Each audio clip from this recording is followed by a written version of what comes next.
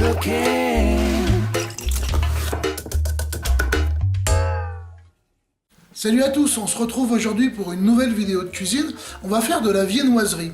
On va faire une gâche vendéenne.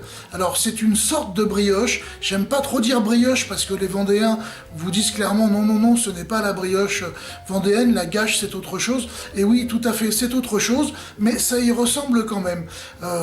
Écoutez, le plus simple c'est que je vous montre ça tout de suite. Alors bienvenue dans ma cuisine.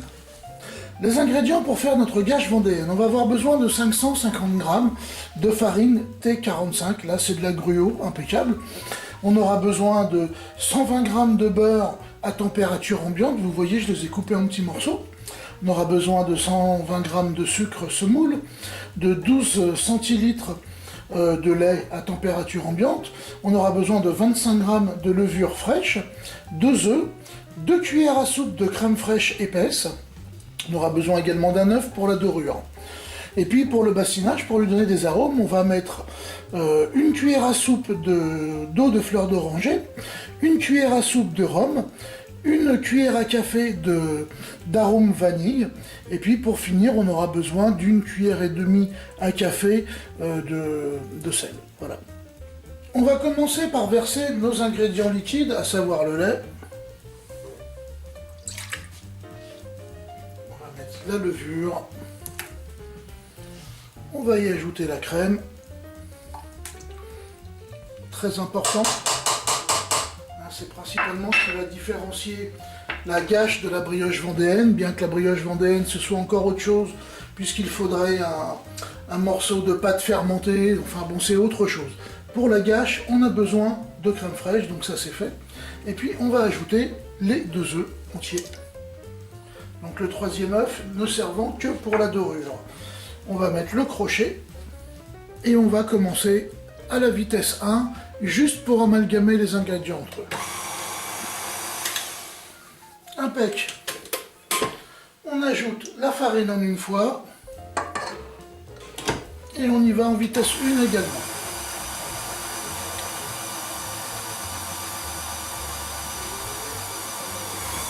Alors là, on obtient un mélange qui est finalement assez sec et on aurait bien envie de lui rajouter un petit peu de liquide parce qu'on se dit que le pâton va avoir du mal à se former, mais on va pas le faire.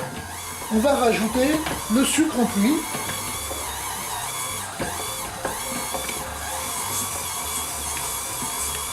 Et on va encore le laisser tourner tranquillement. Vous allez voir que le pâton va s'agglomérer et il va devenir finalement beaucoup plus malléable. Et on le voit déjà. Alors là, vous voyez que le pâton, il commence justement à prendre une autre tête. Il n'est plus du tout friable. Vous voyez que la cuve est totalement propre.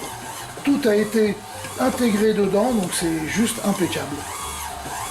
On va maintenant lui ajouter le beurre, petit à petit.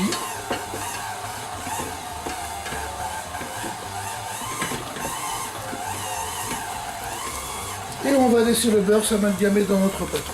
J'ajoute maintenant mon sel.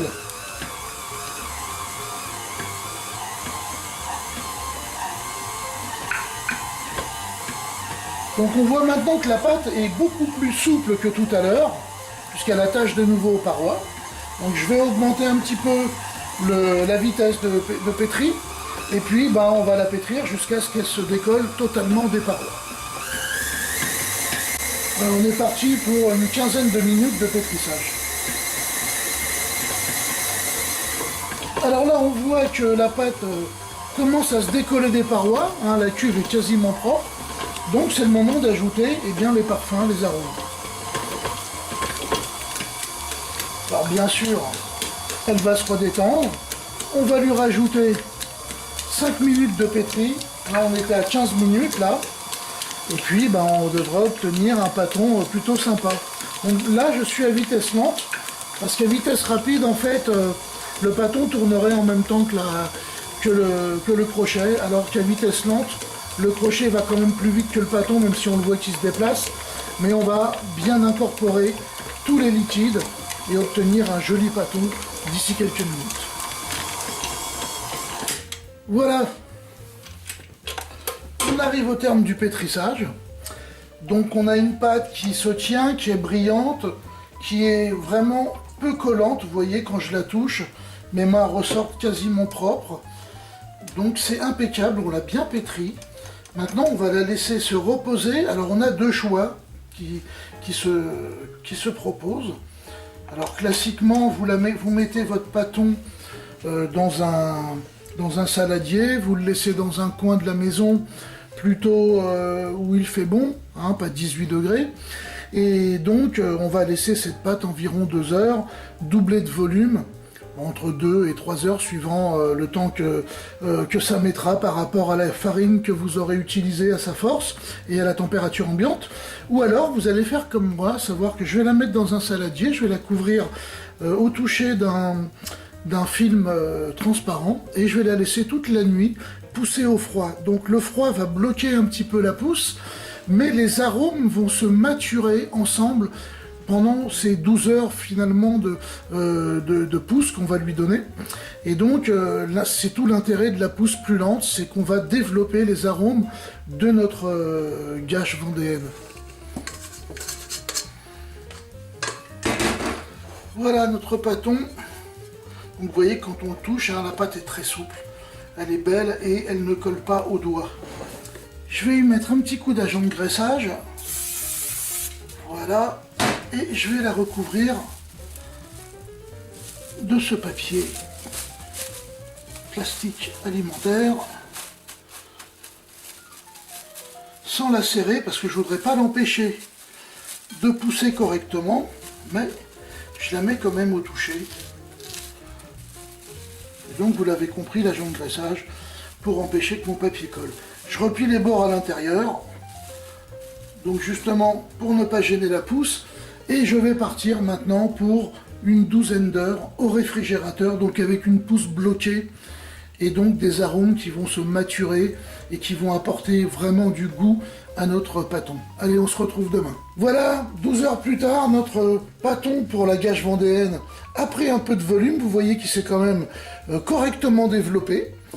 On va laisser le pâton à température ambiante. D'ici 1 heure, la pousse aura repris plus sérieusement. Voilà, la pâte est de nouveau à température ambiante. Elle s'est bien développée, donc maintenant on va pouvoir détailler les pâtons, les former, les laisser pousser encore une petite demi-heure, 3/4 d'heure. On va les mettre donc pour cette opération sur du papier sulfurisé, sur des grilles. On fera chauffer le four et on pourra partir en cuisson. Hop. Donc on va la couper en 3. Ça me semble pas mal du tout.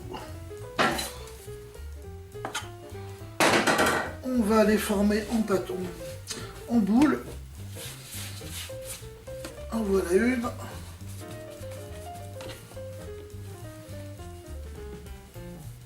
Alors c'est une pâte qui reste quand même souple, ce qui est normal.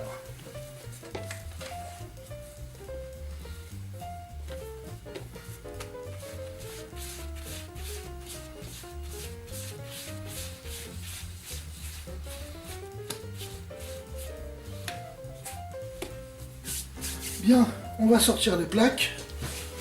Alors moi j'ai des tapis de cuisson, donc je vais pas mettre de papier sulfure, mais si vous n'avez pas de tapis de cuisson, ben vous mettez du papier sulfurisé sur vos plaques. Allez, on va en former un. Donc on va le former en long, hein, tout simplement.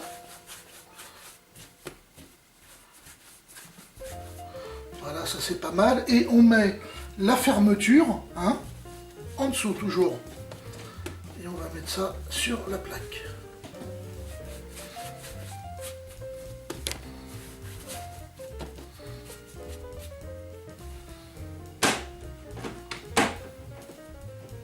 Vous vous souvenez que dans la recette, on avait 2 œufs plus 1. Et bien voilà, j'ai récupéré le jaune du 3e œuf. Je l'ai mis avec une petite pincée de sel et de l'eau. Et donc, eh ben, on a une coule d'œuf qui va être parfaite pour nos petites gâches.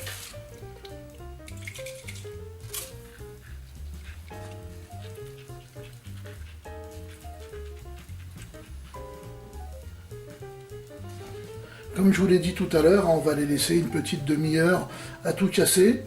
On remettra une couche d'œuf et on les incisera avant de partir au four. Voilà, mes pâtons ont encore un petit peu poussé. Je vais leur remettre un coup de dorure. Je vais les inciser et je vais les envoyer au four 180 degrés chaleur tournante pendant 25 minutes. Allez.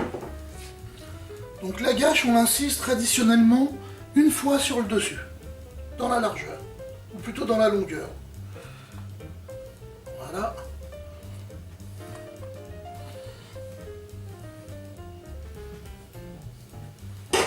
Et c'est parti, on se retrouve en fin de cuisson. La cuisson est terminée, les gâches sortent du four. Vous voyez qu'elles s'étaient un petit peu collées, donc je les ai détachées en cours de cuisson. Je vais les mettre sur une grille. Ça sent super bon. Je vais les laisser tiédir, les laisser refroidir un petit peu avant de les couper. Voilà, les gâches ont refroidi. Regardez un petit peu si c'est pas merveilleux ça. Si c'est pas de la belle gâche vendéenne avec une mie bien serrée et très souple. Là, elle sent tous les arômes qu'on a mis, c'est vraiment génial. J'en ai mangé un morceau, c'est que du bonheur. Je vais en recouper une petite tranche.